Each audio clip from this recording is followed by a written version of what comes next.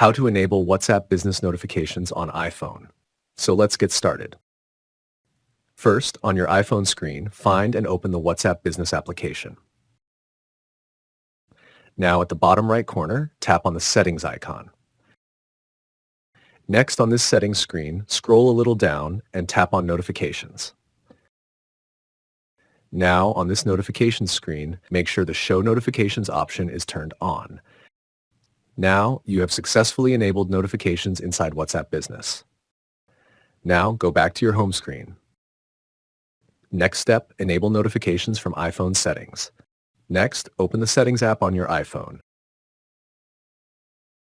Next on this settings screen, scroll a little down and tap on Notifications. Now scroll down slowly and find WhatsApp Business from the list. Once you find it, tap and open it. Now on this screen, you will see the option called Allow Notifications. Now turn on the Allow Notifications toggle button. Also make sure sounds, badges, and lock screen notifications are enabled. And done. Now you will be able to receive all notifications from WhatsApp Business on your iPhone.